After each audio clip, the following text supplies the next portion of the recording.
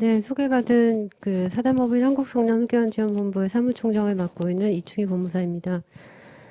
먼저 이렇게 소중한 발표 기회를 주신 그 성년후견학회의 여러 관계자분들에게 감사를 드리고요. 오늘 그 말씀드릴 내용은 제가 소속되어 있는 그 사단법인 한국성년후견지원본부가 그 이제 법인 후견인으로서 그 수행한 그 법정 후견 사례 분석을 통해서 이미 후견의 이용과 그 활성화 방안을 한번 검토해보는 시간으로 삼겠습니다. 그러면 시작하겠습니다.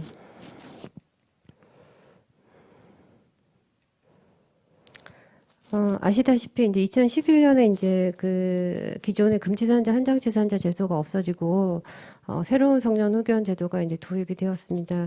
그래서 이런 새로운 성년 후견 제도가 이제 자기 결정권 존중이라던가 잔존 능력의 활용, 정상화 이념 실현, 또 필요성과 보충성의 원칙을 이제 기조로 이제 그 인권 보호가 될 거라고 이렇게 많은 기대를 가졌고, 특히 이 새로운 성년 후견 제도는 이제 그 후견인과 후견 범위를 이제 가정법원이 심판을 통해서 결정하는 법정 후견 제도 외에 그 후견을 받을 사람과 후견인 간의 이제 계약으로 그 이제 임의 후견을 개시가 되는 그런 제도를 두었죠. 그래서 이 임의 후견이 아마 이제 도입이 된 것에 대해서 자기 결정권 존중이라는 측면과 또 그 유엔 장애인 권리 협약에서 그 강조하는 피후견인의 의사 결정 지원이라는 측면에서 많은 기대와 또 이용이 될 거다 이런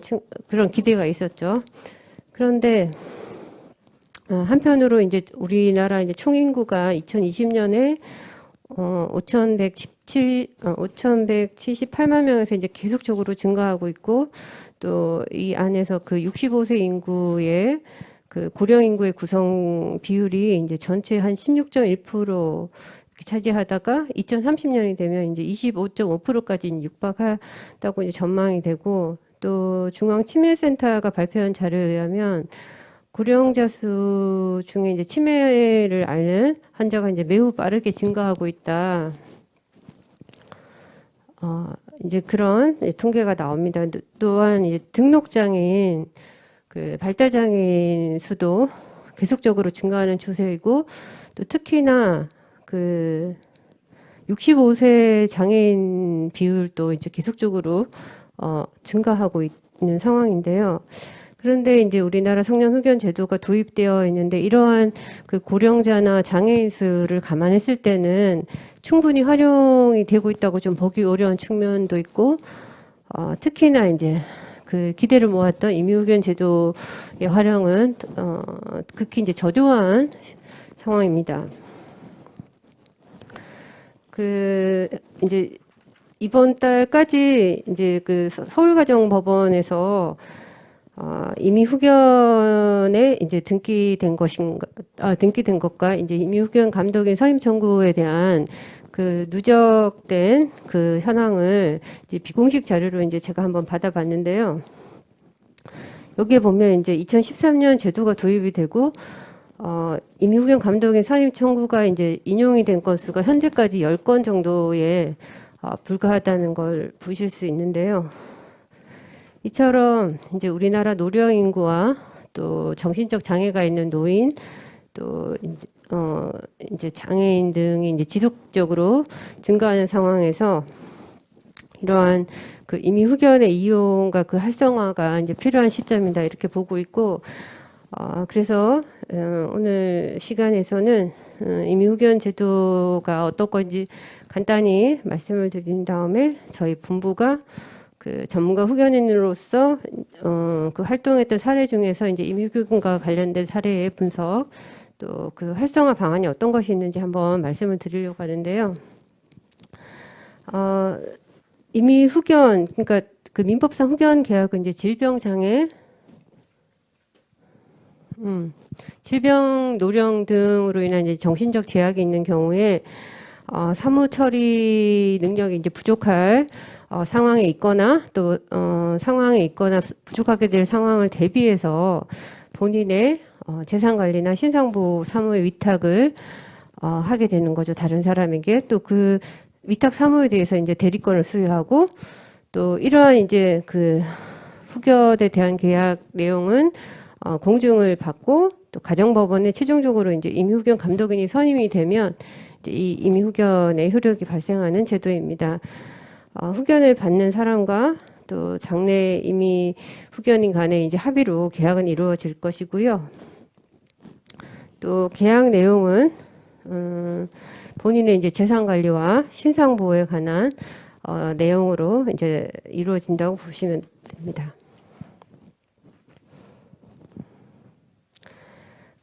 계약 방식은 이제 민법에서 그 후견 계약은 이제 공증인이 작성한 공정증서 의하도록 하고 있고, 이것은 이제 계약 내용을 그 본인에게 미칠 영향이 크기 때문에 그 계약 내용을 명백히 하기 위해서 이제 공정증서를 작성하도록 하고 또 그 내용과 존속 여부에 대해서는 또 등기를 하도록 이렇게 규정을 하고 있습니다. 계약 유형으로 장래에 본인의 판단 능력이 저하된 시점에서 후견 계약 효력이 발생하도록 하는 장래형 후견 계약과 또 평소에 이제 그 위임 계약에서 이제 재산 관리를 맡겼다가 이제 그 본인의 그 판단 능력이 저하된 시점에서는 이제 후견 계약으로 이행이 되는 이행의 후견 계약, 또 계약 체결 시점에 이제 다소 정신적인 능력이 저하되어 있더라도 그 의사 능력이 있는 경우라면 그 즉시 이제 후견 계약을 체결하고 법원에 임의후견 감독인 선임 청구를 해서 바로 그 임의후견의 효과가 발생하도록 하는 즉효형 후견 계약이 있습니다. 임의후견의 이제 개시는 이제 공증된 후견 계약이 등기가 되어 있고 또 이제 본인 배우자 사촌인의 친족들이 법원에 이제 임의후견 감독인 선임 청구를 하고 이제 가정법원에서 그 임의후견 감독인을 선임 청구하면 이제 개시가 됩니다. 법정후견과의 관계에서는 그 임의후견과 법정후견이 경합하는 상황에서는 이제 원칙적으로 임의후견이 우선이 되지만 본인에 대해서 이제 그 본인의 이익이나 특별한 필요에 의해서 이제 본인에 대해서 성년후견이나 한조후견이 개시되는 심판이 내려지면 이제 후견 계약은 종료가 된다 이렇게 보시면 되시고요. 이제 그 법정후견 사례 분석을 이제 하나씩 보시겠습니다. 저희 그 본부의 사례로 20대 이후로 이제 우울증이나 조현병을 앓아온 50대 후반의 여성이 계십니다. 근데 이분이 이제 혼자 그 부모님과 같이 살다가 혼자 이제 남겨지는 바람에 이제 끼니도 제대로 못 때우고 또 어떤 뭐 기본적인 뭐 아파트 관리비를 수납한다던가 이런 기본적인 재산 관리도 안 되는 상황이었는데요. 이에 대해서 이제 그 외국에 거주하는 먼 그 사촌이 그 성년후견 개시 청구를 하고 이제 국내에 거주하는 그 먼 친척 B를 이제 그 후견인으로 선임해달라는 청구를 했는데 가정법원에서는 그 B보다 이제 전문가 후견인이 저희 그 후견 본부를 선임을 하게 됩니다. 그렇게 되면서 이제 외국에 그 있던 사촌은 본인이 원하는 그 후견인이 이제 선임이 되지 않자 이제 심판 청구를 취하해버리고, 근데 이분의 이제 그 후견의 공백 상태가 너무 안타깝다고 생각해서 이제 저희 본부에서는 공익의 대표자인 이제 검사를 통해서 이제 다시 이분에 대해서 한정후견 개시 청구가 이루어지도록 하고, 그러면서 이제 그 사이에 그 먼 친척인 B라는 분하고 본인과 이제 임의후견 즉효형 후견 계약이 이제 체결이 되는 그런 사례입니다. 또 사례 2번 보시면 우울증을 앓고 있는 50대 후반의 여성분이신데 이분도 그 오빠를 상대로 이제 유류분 소송을 이제 제기를 하자 오빠가 그 유류분 소송에 이제 응소하면서 그 여동생에 대한 이제 한정후견 개시 청구를 하게 됩니다. 그러자 이제 언니와 이 여성분은 이제 즉효형 후견 계약을 하고 이미 후견 감독인 선임 청구를 하면서 이제 그 한정후견 개시 심판 청구 사건의 이제 재판부에 이미 후견 감독인 선임 청구가 되었음을 이유로 결정을 보류해달라 이렇게 요청을 하게 됩니다. 이 사례에서 보면 이제 그 법원에서는 그 임유견 감독의 선임 청구를 기각하게 되는데요. 그 내용으로 이제 그 후견 계약서를 그 사건 본인이 후견 계약서의 이제 내용을 모르는 상태에서 어떤 강제 입원에 대한 두려움으로 그 서명을 했다. 즉 이제 자유롭고 진정한 의사에 의해서 후견 계약이 이루어지지 않았다. 이렇게 판단을 했고, 또 이제 다른 사례에서는 이제 법원에 그 적정한 법정 후견인 선임을 방해하고 심리 절차 지연을 하려는 이제 의도를 가진 것으로 이제 좀 판단을 했습니다. 이렇게 이제 직효형 후견 계약은 조금 그 악용되는, 그러니까 제3자가 선임되는 법정 후견에서 이제 제3자가 선임되는 것을 회피하기 위한 수단으로 좀 악용이 되는 그런 사례들이 좀 있습니다. 그리고 이제 그 다음 사례로 정신장애인에 대해서 이제 성년 후견이 게시된 사례인데요. 이분도 이제 50대 초반에 그 조현병을 앓고 있는 분인데, 그 모친도 85세의 고령입니다. 이분 또한 이제 그 당뇨나 이런 걸로 인해서 거의 실명 상태인데, 그 아들을 이제 그 시설에 보내는 거에 대해서 굉장히 거부감이 있어서, 두 분이서 이제 같이 생활을 하고 있었는데요. 그런데 이제 모친은 이제 젊어서부터 상당한 재산을 모아가지고, 이제 모으고 그 아들 명의로 이제 명의 신탁을 좀 재산을 많이 이제 돌려놓은 상태였는데, 그래서 이제 본인 사후에 어떤 이제 아들에 대한 어떤 그 돌봄이라든가 이런 것들에 대한 불안으로 이제 성년 후견 개시 청구를 했는데, 그 원하던 그간에 이제 거래가 했던 요양보호사 대신 법원에서는 저희 본부를 제3자로 이제 후견인으로 선임한 사례입니다. 근데 이 사례에서 보면 그 모친은 이제 그간에 관계가 형성되어 있던 그 요양보호사 대신 전혀 알지 못하는 제3자를 이제 후견인으로 선임하는 바람에 그 굉장히 거부감도 많고, 또 재산에 대한 그 외부 사람들이 어떻게 할까 하는 그 불안감으로 전혀 그 후견 사무에 협조가 안 되고 있는 상황이어서, 이 사례를 보면서 이제 저는, 뭐가 이제 정신장애인을 이제 대리해서 어떤 이미 후견 계약을 좀 체결할 수 있었더라면, 이렇게 이제 정말 그 진정한 후견이 들어가야 되는 이 시점에서 계속 공백이 발생하니까 그런 부분이 좀 안타까웠고요. 그래서 이런 부분에 대해서는 사실 그 학계에서 이제 의견이 이제 많이 대립이 되더라고요. 그러니까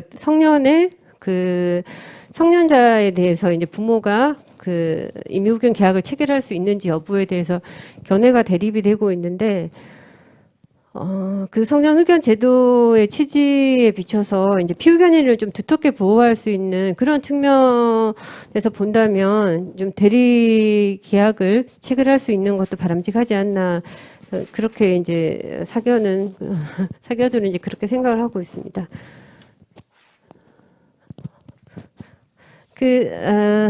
이렇게 이제 또 피후견인 재산 관리에 이제 신탁을 활용하는 경우들도 있는데, 이렇게 이제 신탁을 활용했을 때 이제 후견인에 대해서 이제 그 재산 관리 업무 부담 경감 효과라던가 이런 것들이 있고요. 이렇게 이제 법정 후견 사례와 연관된 이제 임의 후견의 어떤 활용이라던가 이런 것들을 잠시 언급을 했고, 그런데 이제 이 임의 후견이 활성화되기 위해서는 현재는 이제 그 잠재적 이용자의 접근성이 굉장히 어려운 상태입니다. 그 후견 계약서도 법무부 사이트에 직접 접속을 해야 이제 볼 수 있는 상태라거나, 아니면 이제 그 일반인의 인식이 많이 부족하기 때문에 이런 면에서 좀 그 잠재적 이용자들이 좀 쉽게 접근할 수 있는 그런 어떤 그 상담 시설을 확충한다던가 이런 것들이 지원이 따라야 될 것 같고요. 또 제도 개선을 위해서도 방금 말씀드린 대로 이제 장애에 있는 성년자의 어떤 대리인에 의한 후견 계약을 체결할 수 있는 것들을 어떤 입법적으로 해결한다거나, 또 의사능력 문제와 관련해서 현재 그 공중인의 역할이 굉장히 소극적인 걸로 실무에서는 그렇게 파악이 되고 있는데, 그런 부분도 좀 해소가 될 수 있도록 그렇게 그런 노력이 좀 지원이 돼야 될 것 같습니다. 그 시간을 제가 이제 좀 맞춰야 돼서 마지막으로 이제 이 새로운 제도가 이제 일부에서 제가 그 그 발표를 들었지만 이 후견 제도라는 게 사실 좀 정착되기가 사실 지금 8년 정도 지났지만 여전히 다들 공고 후견이나 법정 후견 사례나 다들 힘든 것 같습니다. 그래서 계속적으로 이제 국민의 어떤 관심과 신뢰를 쌓을 수 있도록 시간과 노력들이 이제 많이 필요하지 않나 그렇게 생각합니다. 경청해 주셔서 감사합니다. 네.